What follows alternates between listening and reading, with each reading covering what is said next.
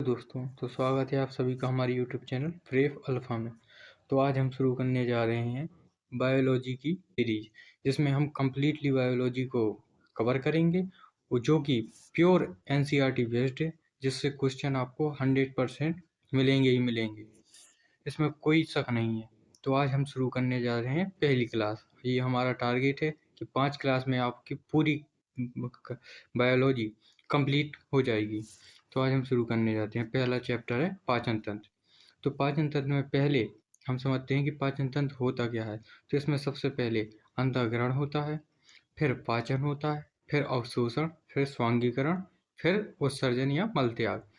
अब अंतर्ग्रहण का मतलब क्या होता है? भोजन को अंदर लेना। पाचन, फिर उसके बाद क्रिया होती है पाचन। पाचन का अर्थ होता है जटिल पदार्थ से सरल पदार्थ में तोड़ना। फिर तीसरे पे होता है अवशोषण, पचे हुए भोजन का अवशोषण करना। चौथे का होता है स्वांगीकरण, पूरे शरीर को पहुंचाना। अब हम बात करते हैं पाचन तंत्र में होता क्या क्या है। एक दो चीजें होती हैं, एक होता है आहार नाल, दूसरी होती है ग्रंथि। आहार नाल का मतलब होता है जहां जहां से भोजन जाता है। इसमें कौन कौन सी चीजें होती हैं? मुख्य गुहा, ग्राफनली, आमाशय, छोटी आंत और बड़ी आंत। दूसरी चीज ग्रंथि। ग्रंथि में क्या क्या होती है? लार ग्रंथि, जठर ग्रंथि, यकृत और आग्नेयाशय। आहार नाल। आहार नाल मुख्यतः आहार नाल मुख्य गुहा। मुख्य गुहा में कौन कौन सी चीज? दांत, लार ग्रंथि और जीभ। अभी हम एक आपको चीज बता दें कि दांतों के अध्ययन को ओडोंटोलॉजी कहते हैं। और दांत की सबसे बाहरी सतह एनेमल, जो सबसे कठोर होता है। एनेमल के बाद डेंटिन। यह हमारे दांत हमारे की ऊपरी सतह पर मौजूद एनेमल हमारे पूरे शरीर का सबसे सख्त व कठोर हिस्सा होता है। यह कैल्शियम कार्बोनेट प्लस और कैल्शियम फास्फेट जो जिसकी सबसे अधिक मात्रा होती है से बना होता है। अब हम बात करते हैं दांतों के बारे में। शिशु में होते हैं 20 और वयस्क में होते हैं 32। ये यहाँ हम एक ट्रिक भी बता दे रहे हैं आपको। 21-23/21-23 ये वयस्क दांतों के लिए है, और ये हम गणना केवल 8 दांतों के लिए कर रहे हैं। 8 क्यों? आगे के 8 तो पीछे के भी ये होंगे, और फिर उसके ऊपर की भी, क्योंकि 32 होते हैं। अब देखो कैसे गणना करते हैं हम। कृतघ्न मतलब इंसीजर ये होते हैं 8, रत्नक कैनन ये होते हैं 4, अग्रचवर्णक ये 8 और चवर्णक 12। अब हम बात करते हैं शिशु दंत में, ये होते हैं 20। इसके लिए भी ट्रैक है 21/21-21। यह 5 दांतों के लिए गिनती कर रहे हैं हम। जैसे इसमें देखो कृतघ्न 8, जैसे ऊपर 2 हैं, नीचे भी 2 हैं, तो 2 2 दूनी 4, और फिर ये ऊपर भी जाएंगे तो 8 हो जाएंगे ऐसे। रत्नक रत्नक होते हैं 4, अग्रचवर्णक 0, इसमें अग्रचवर्णक नहीं होती है शिशुओं में, और चवर्णक 8 होते हैं। अब बात करते हैं हम अकड़दाढ़, विजडम टीथ, इनकी संख्या 4 होती है। ये सामान्यतः 18 साल के बाद निकलती है, और यह अवशेषी अंग भी है। अब बात करते हैं हम वयस्क मनुष्य में होते हैं जितने। कृतघ्न इंसीजर ये होते हैं 8, ये आगे वाले दांत होते हैं, इनको स्माइलिंग टीथ भी कहते हैं। यह भोजन को काटने का काम करते हैं। यहाँ से ये इम्पोर्टेंट हो गया। अब बात करते हैं रत्नक कैनन, ये होते हैं 4, नुकीले दांत होते हैं, और इनके कार्य होता है चीड़ फाड़ करना। अग्रचवर्णक प्रीमोलर, इनकी संख्या होती है 8, इनका कार्य है पीसना। अब बात करते हैं चवर्णक मोलर, ये होते हैं 12, कार्य इनका है लार मिलाना और पीसना। मानव के दांतों की विशेषता, यह विशेषताओं के बारे में बात करते हैं तो यह होती हैं गिरफ्दंती, जो मसूड़ों में फंसे होते हैं। विषमदंती, यह मतलब अलग अलग होते हैं। और समदंती, कभी कभी क्वेश्चन भी आ जाता है कि समदंती के उदाहरण बताओ, तो आपको 2 उदाहरण याद करने हैं, मछली और मगरमच्छ। समदंती का मतलब होता है जिनके दांत बिल्कुल समान हो, उसे कहते हैं। अब बात करते हैं द्विवार दंती, जो 2 बार आ जाए, हिंदी का मतलब होता है इनका। तो 12 दांत केवल एक बार आते हैं, और 20 दांत 2 बार आते हैं। अब बात करते हैं हम जीभ। यह एक पेशी अंग है। यह एक हायोट हड्डी से जुड़ा होता है, और जीभ की कुल लंबाई अगर आपसे पूछ ली जाए तो वो होती है 10 सेंटीमीटर। ये ज़्यादातर याद करके जाना है। अब हम बात करते हैं स्वाद क्षेत्र। देखो जैसे आपका डायग्राम में देख सकते हैं, ये हमारी जीभ का चित्र है, तो यहाँ ये सबसे बाहरी वाले किनारा जो नुकीला टाइप का होता है, वहाँ से हम मीठे का अनुभव कर सकते हैं, और उसके बगल से बिल्कुल साइड से नमकीन का, और उसके थोड़ा पीछे से खट्टा, और इसके राइट साइड से कसैला स्वाद। और सबसे अंदरी भाग में आप देख पा रहे हैं जो यहाँ पे ये यहाँ पे आप देख सकते हैं, यहाँ से हम कड़वे का पता लगा सकते हैं। अब बात करते हैं हम लार ग्रंथि। मुख्य गुहा में लार ग्रंथि पाई जाती हैं। ग्रंथि हमारे अब हम बात करते हैं ग्रंथि। ग्रंथि आखिर होती क्या है? तो ग्रंथि हमारे शरीर का ऐसा भाग है जिससे कुछ पदार्थ या रस निकलता है। लार ग्रंथि कितनी प्रकार की होती है? मुख्यतः 3 प्रकार की होती हैं। पहली होती है पेरियोडेट लार ग्रंथि, जिसे कर्णमूल कहते हैं। यह तीनों में सबसे बड़ी होती है और यह कान के पास होती है, और संख्या इनकी पूछी जाए तो आपसे 2 होती है। और दूसरी की बात करते हैं सबल्यूगल ग्रंथि। यह जीभ के पीछे अवस्थित और सबसे छोटी होती है। यहाँ से ये इम्पोर्टेंट चीज हो गई है। तीसरी होती है सब मेडुलियर लार ग्रंथि। यह नीचे वाली जबड़े के नीचे होती है, और यह 60-70 से 75% लार उत्पादित करता है। अब बात करते हैं लार मतलब सलाइवा। पीएच मान ये बहुत इंपॉर्टेंट है, आप बिल्कुल याद करते जाना, ये एनसीईआरटी में स्पेशली मेंशन किया हुआ है।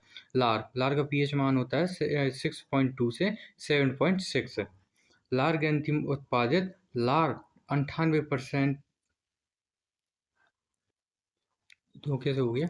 लार ग्रंथि में उत्पादित लार में 98% में जल होता है। अब बात करते हैं लार में क्या क्या होता है? पानी प्लस एंजाइम। अब बात करते हैं एंजाइम। एंजाइम क्या होते हैं? हमारे शरीर में बनने वाले ऐसे पदार्थ जो भोजन को पचाने में मदद करते हैं, उन्हें हम एंजाइम कहते हैं। अब बात करते हैं एंजाइम कार और उनका अन्य नाम। तो लार एमाइलेज। एमाइलेज क्या करता है? जटिल कार्बोहाइड्रेट मतलब स्टार्च को सरल शर्करा में तोड़ता है। लार एमाइलेज स्टार्च को माल्टोज में तोड़ता है। इसका अन्य नाम है टाइलिन। टाइलिन टाइलिन मुख्यतः स्टार्च मतलब मंड को माल्टोज में बदलता है। कौन सा? टाइलिन।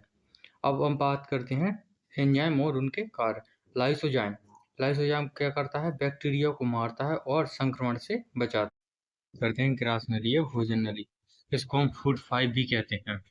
यह भोजन को क्रमानुकुचन द्वारा मुंह से पेट तक पहुंचाता है। इसकी कुल लंबाई अगर आपसे पूछी जाए तो वो होती है 25 सेंटीमीटर। यहाँ कोई पाचन नहीं होता। ये यहाँ से इम्पोर्टेंट बात हो गई कि अगर पूछा जाए कि कहाँ पाचन नहीं होता है तो ग्रास नली में। अब बात करते हैं कामाशय, जैसे स्टोमच या पेट कहते हैं। यह जे आकार के जैसा होता है। ये इम्पोर्टेंट बात है, याद करने योग्य। यहाँ भोजन कितने 4 से 5 घंटे तक रहता है। आमाशय के कार्य की खोज 1822 ईस्वी में एलेक्सिस सेंट मार्टिन के पेट के घाव ने डॉक्टर व्यूमोट को सीधे पेट की कार्य प्रणाली को देखने को मौका दिया था। अब बात करते हैं आमाशय के 3 मुख्य भाग। आमाशय मुख्यतः 3 भागों में बटा होता है, जिसमें पहला है अपना फेंडस, दूसरा कार्डिया और तीसरा पाइलोरस। आमाशय के अंदर जठर ग्रंथि पाई जाती है। कौन सी? जठर ग्रंथि पाई जाती है। अब बात करते हैं हम जठर ग्रंथि की। Gastric gland. जठर ग्रंथि में 3 मुख्य प्रकार की कोशिकाओं से मिलकर बनी होती है।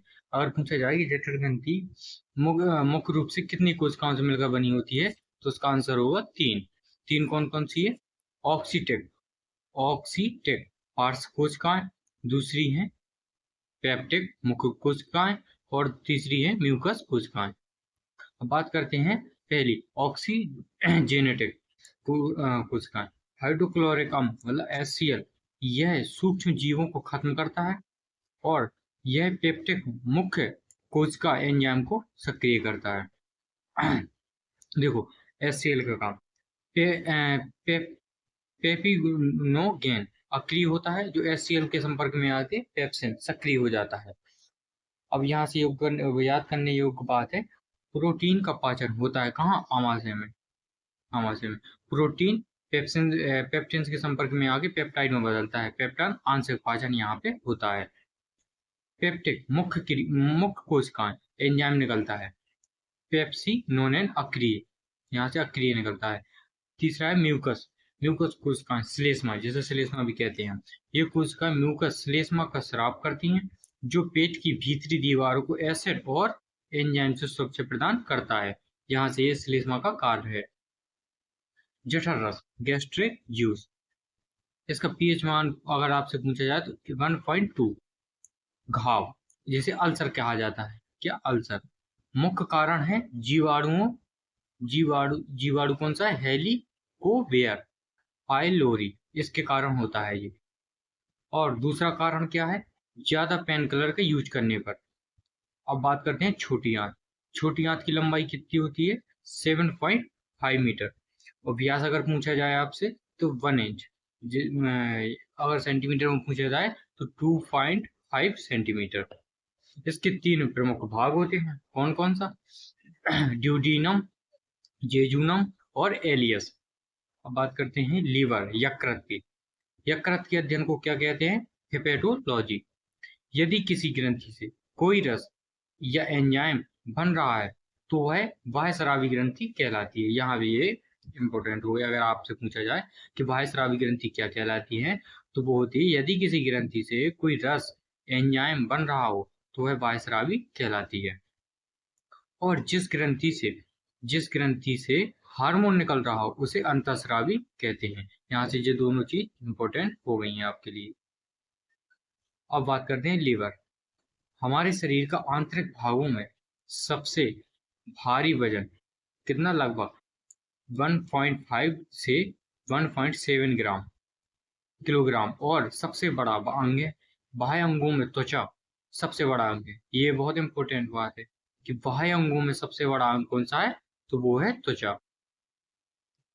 यकृत सबसे बड़ी बहिस्रावी ग्रंथि भी है। अगर आपसे पूछा जाए कि सबसे बड़ी बहिस्रावी ग्रंथि कौन सी है तो वो है यकृत। अब बात करते हैं पित्तरस। यह यकृत द्वारा उत्पादित होता है। कहाँ से? यकृत द्वारा पित्तरस। जबकि पित्ताशय गॉलब्लैडर में जमा होता है। यहाँ से 2 क्वेश्चन आ गए हैं कि पित्तरस का उत्पादित कहाँ होता है? तो यकृत में। और स्टोर कहाँ होता है? तो पित्ताशय में। बसा का 1 सेकेंड भाई। बसा का 95% वायसीकरण बसा अथवा बसी अम्लों के छोटे टुकड़ों में तोड़ना पित्तरस द्वारा होता है। निर्माण कितना होता है इसका? 600 से 700 ml प्रतिदिन। इसका पीएच मान अगर आपसे पूछा जाए पित्तरस का तो 7.9 से 8.5 तक। और रंग यहाँ पे इम्पोर्टेंट है। एनसीईआरटी में स्पेशली लिखा हुआ है पीला हरा बिलिरुबिन एंड बिलिवर्डिन के कारण होता है। यहाँ पे ये भी आपको याद रखना है कि बिलिरुबिन और बिलिवर्डिन के कारण होता है। इसमें कोई एंजाइम नहीं पाया जाता है। ये भी इम्पोर्टेंट है। अब बात करते हैं अग्न्याशय पेनक्रियाज। मिश्रित ग्रंथि है। यहाँ से ये बात इंपॉर्टेंट हो गई। और अग्न्याशय 3 मुख्य एंजाइम पूर्ण पाचक रस है। यह अग्न्याशय रस का निर्माण 1 लीटर प्रतिदिन करता है। इसे छोटी आंत को भेज दिया जाता है। अब बात करते हैं एमाइलेज का कार्य क्या है? एमाइलेज स्टार्च को माल्टोज में बदलता है। और लाइपेज वसा को बसी अम्ल में बदलता है। ट्रिप्सिन प्रोटीन को पेप्टाइड में और पेप्टाइड से अमीनो अम्ल में बदलता है। अब बात करते हैं छोटी आंत क्षुद्रांत। इसमें इंटेस्टाइन पूर्ण पाचन होता है। यहाँ पे इंपॉर्टेंट होगा कि सबसे पूर्ण पाचन कहाँ होता है शरीर में? तो वो है छोटी आंत में। आंतरस ये क्या, इससे क्या होता है? माल्टोज ग्लूकोज में तोड़ देता है। संपूर्ण पाचन होता है जब। अब बात करते हैं सुक्रोज किस किस से मिलकर बना होता है? ग्लूकोज प्लस फ्रक्टोज से। Glucose plus galactose. कार्बोहाइड्रेट को सरल रूप में तोड़ना है। ये सीधे इसका मतलब। छोटी आंत की लंबाई, यहाँ से लंबाई ये बहुत इंपॉर्टेंट है। छोटी आंत की लंबाई होती है 7.5 मीटर, चौड़ाई 1 इंच। छोटी आंत की बिलाई जिसे दीर्घरोम या रसांकुर नामक उंगलियां जैसी संरचनाएं से पोषक तत्वों को अवशोषित करती हैं। अब बात करते हैं बड़ी आंत, बृहदांत। लंबाई इसकी अगर आपसे पूछी जाए तो 1.5 मीटर, और चौड़ाई अगर आपसे पूछी जाए तो 1 इंच। चौड़ाई को जैसे कि व्यास भी कहते हैं।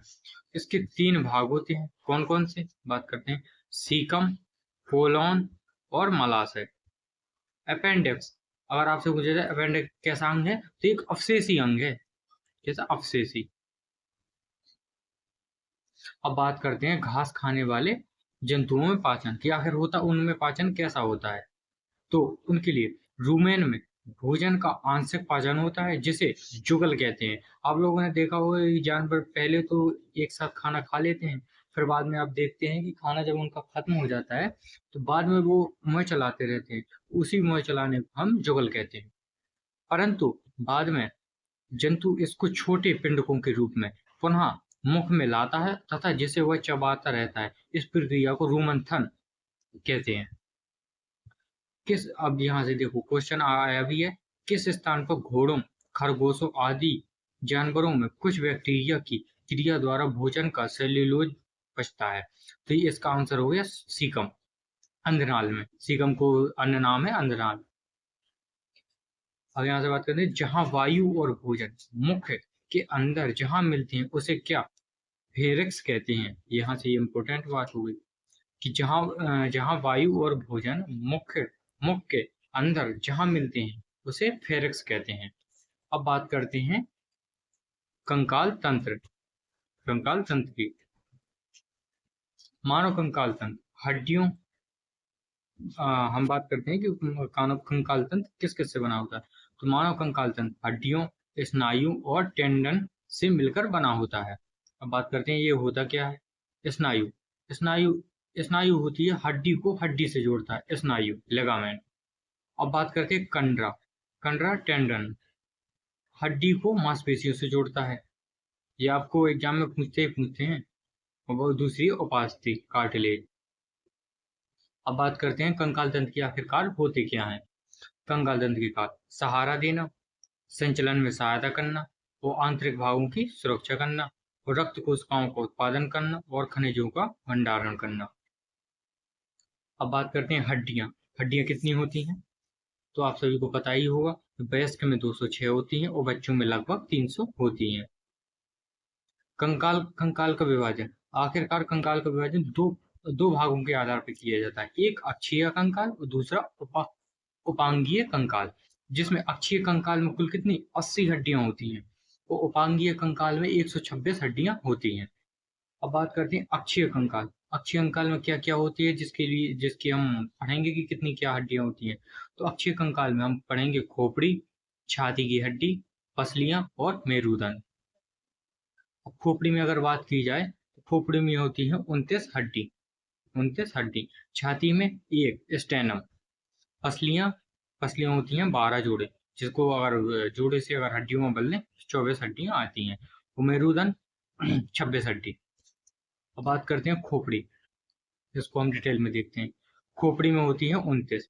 कपाल अस्थियां कितनी होती हैं 8, जैसे क्रेनियल बोन्स कहते हैं। चेहरे की अगर आपसे पूछी जाए कि चेहरे की हड्डियां कितनी होती है, तो 14, जैसे फेसियल बोन्स कहते हैं। सवर्ण ऑक्सिकल्स या कान की हड्डी ये होती है 6। कंठिका हड्डी हायोड बोन ये केवल 1 होती है। अब यहाँ से बात करते हैं हम कपाल हड्डियां। कपाल हड्डियां कितनी होती है 8। फ्रंटल अस्थि ये होती हैं 1, और पार्श्विका अस्थि ये होती हैं 2, और स्केनॉइड अस्थि ये होती हैं 1। एथमाइड अस्थि ये होती है 1, और टेम्पोरल अस्थि ये होती हैं 2। ऑक्सीपिटल अस्थि ये होती है 1। यहाँ से एक क्वेश्चन आता है कि आंसू लेक्मिकल ग्रंथि से निकलते हैं, कि अगर आपसे पूछा जाए कि आंसू जो हमें आते हैं वो कहाँ से निकलते हैं, तो लेक्यूमल ग्रंथि से निकलते हैं।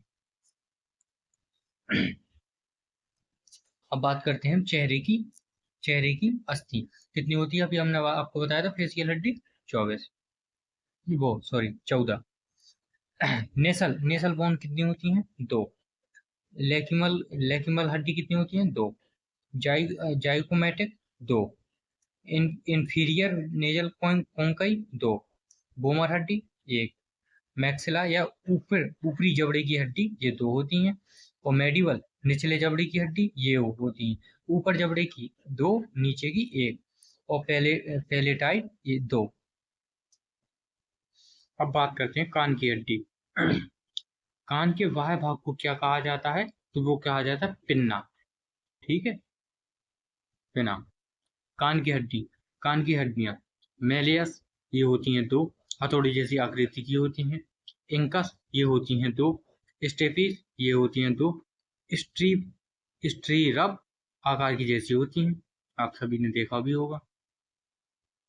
अब बात करते हैं पसली पंजर, जिसे रिब कैज कहते हैं। ये 25 होती हैं। एक कुरोस्ती और जो रिब मतलब पसलियां होती हैं 24, तो टोटल हो गई 24 प्लस 1 25। अब यहाँ से देखते हैं कि रिब ये पसली पंजर है, इनको कहाँ से कहाँ तक क्या, यहाँ से 1 से 7 तक की पसलियों के जोड़े को क्या टुरू रिब्स मतलब 7 पसलियां कहते हैं। तथा 8 से 12 की जोड़ों को झूठी पसलियां भी कहा जाता है। अब बात करते हैं हम मेरुदंड। इसमें कुल हड्डियां 26 होती हैं।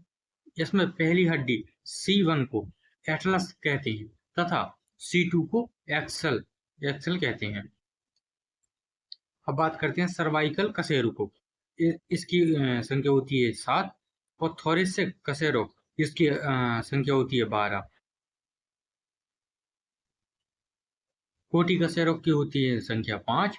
और त्रिकाक्सी थी कि इसकी संख्या होती है 1। और कोक्सीकस की होती है संख्या 1। अभी हम पढ़ चुके हैं अक्षीय कंकाल की हड्डियां हम पढ़ चुके हैं। अब बात आ रही है उपांगीय कंकाल की, जिसमें 126 हड्डियां होती हैं। इसमें बहुत ही इंपॉर्टेंट चीजें हैं।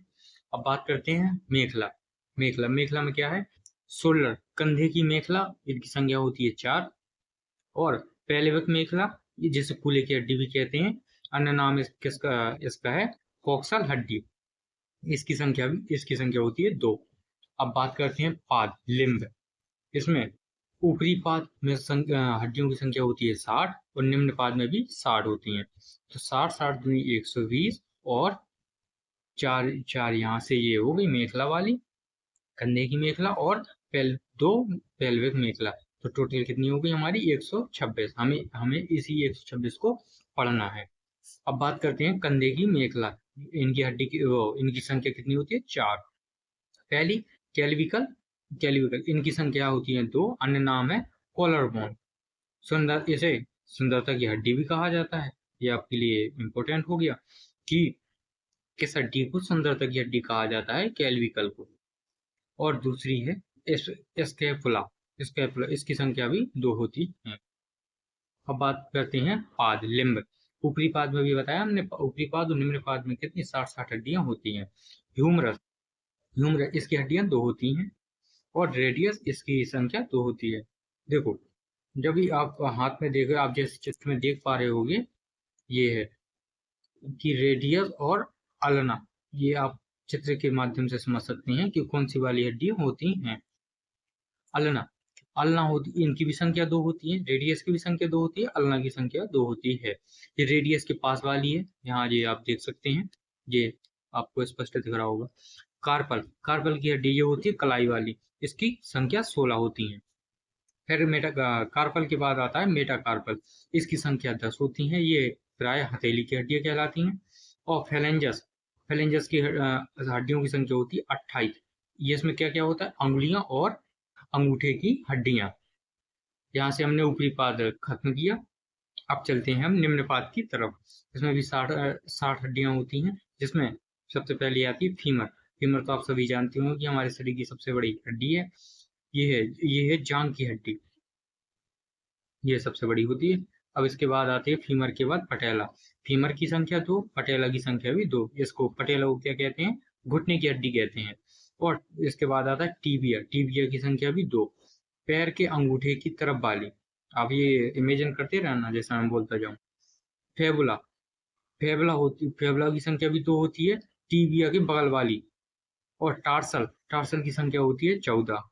मेटाटार्सल की संख्या होती है 10। और फेलेचस की संख्या होती है 28, पैर वाली। अब बात करते हैं हाथ की हड्डी। हाथ की हड्डी, एक हाथ में कितनी 27 हड्डियां होती हैं। अब बात करते हैं जॉइंट्स मतलब जोड़। बॉल बॉल और सॉकेट जोड़, एक हड्डी में दूसरी हड्डी कसी होती है, जैसे कहते हैं जॉइंट। अगर हम जॉइंट मतलब जोड़ों की डेफिनेशन परिभाषा के बारे में बात करते हैं तो उसकी परिभाषा है सभी दिशाओं में सबसे व्यापक गति की अनुमति देता है, जैसे कंधा और कूल्हा। व्यापक गति का मतलब, अनुमति का मतलब होता है कि हम कहीं भी मोड़ सकते हैं, घुमा सकते हैं, ऐसा। अब बात करते हैं हम हिंज जोड़। हिंज जोड़ क्या होती है सरल शब्दों में? अगर आपने देखा हो दरवाजे में कब्जे होते हैं ना, उसी की जैसे एक तल में गति की अनुमति देता है, मतलब एक ही तल की साइड अनुमति देगा। जैसे कोहिनी, हम ऊपर नीचे कर सकते हैं, घुटना घुमा सकते हैं। उदाहरण सीमित, इसमें होता है कि सीमित हो सकता है, जैसे ये। अब बात करते हैं पाइवोट जोड़। घूर्णांकर गति की अनुमति देते हैं, जैसे गर्दन, गर्दन में एटलस और एक्सेस। अब बात करते हैं कोडिलाइड जोड़। गति संभव बना देते हैं, लेकिन घूर्णन नहीं, जैसे कलाई। गति तो आपको संभव बना देंगे, लेकिन इसमें घूर्णन नहीं हो पाएगा। अब बात करते हैं सैडल जोड़ व्यापक गति की अनुमति देते हैं, जैसे अंगूठा। अब हम अंगूठा को देखो कितनी तेजी से घुमा सकते हैं। अब बात करते हैं प्लेन ग्लाइडरिंग जोड़, फिसलने वाली गति की अनुमति देते हैं, जैसे कलाई की इंटाकार्पल जोड़। अब हम बात करते हैं, नया टॉपिक है उत्सर्जन तंत्र। इसमें उत्सर्जन तंत्र में हमको पढ़ना क्या क्या है देखते हैं। तो सबसे पहले हमको पढ़ना है फेफड़ा, त्वचा, यकृत और वक्र। वृक्क मतलब किडनी। अब बात करते हैं हम चयापचय मेटाबॉलिज्म। कार्बोहाइड्रेट कार्बोहाइड्रेट ये CO2 CO2 और जल उत्पन्न करते हैं। प्रोटीन नाइट्रोजन युक्त अपशिष्ट पैदा करते हैं। और वसा ये भी CO2 और जल उत्पन्न करते हैं। अब बात करते हैं हम नाइट्रोजन युक्त अपशिष्ट। अमोनिया NH3 हाईली टॉक्सिक होता है, मतलब बहुत जहरीला होता है। इसको हटाने के लिए हम क्या करते हैं, अत्यधिक जल की आवश्यकता होती है। केवल जलीय जीव ही इस हेतु सक्षम होते हैं, जैसे मछली वगैरह।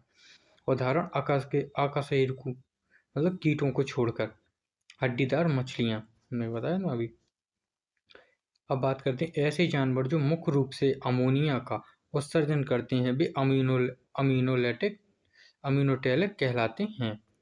अगर आपसे पूछा जाए कि अमोनोटेलिक कौन कहलाते हैं, तो ऐसे जानवर जो मुख्य रूप से अमोनिया का उत्सर्जन करते हैं तो अमोनिया टेलिक हो गए हैं।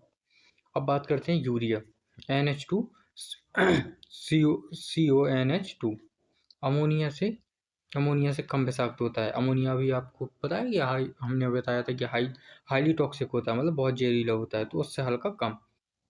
मध्यम मात्रा में जल की आवश्यकता होती है, उसमें और जल की आवश्यकता कितनी थी, बहुत ज़्यादा। इसमें तो उससे हल्की कम, मतलब मध्यम। उदाहरण उदाहरण में उभयचर और स्तनपायी, जिसमें हम लोग आते हैं। जो जंतु मुख्य रूप से यूरिया का उत्सर्जन करते हैं वो यूरियोटेलिक कहलाते हैं। ये याद करते जाना। अब बात करते हैं यूरिक अम्ल।